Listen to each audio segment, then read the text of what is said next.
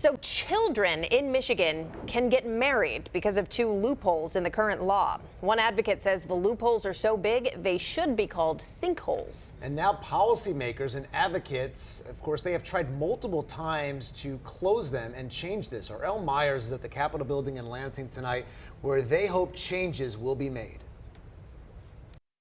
First loophole, one parent can enter a 16 or a 17-year-old into marriage with nothing more than a signature on a marriage license application. Reese tells CBS News Detroit that in a situation like this, there aren't options for a teen who does not want to get married. We have worked with girls who showed up sobbing openly at the clerk's office, begging for help. Nothing they or the clerk could do to stop that marriage. The parent signs the form.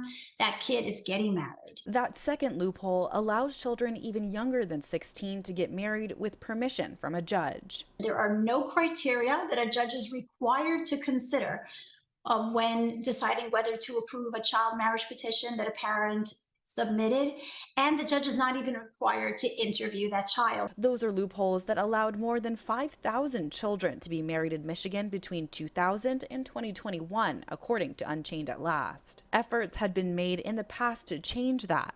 Back in 2018, then State Representative Sarah Anthony introduced legislation to void marriages between couples under 18, but it didn't make it very far. It's heartbreaking when I've talked to survivors, when I've talked to, now grown women who were basically signed away, to hear those heartbreaking stories. And then despite my legislative action, not being able to see this finally be banned in the state of Michigan, it has been deflating. But I'm just encouraged. It's finally getting a hearing. It's finally getting action in the legislature. And this should be something that we should have ended a long time ago. State Representative Gina Johnson says ultimately she will vote for the bill, but she says she'd like to see more in it to tackle abuse and trafficking as well. For now, reporting in Lansing, I'm L. Myers, CBS News Detroit.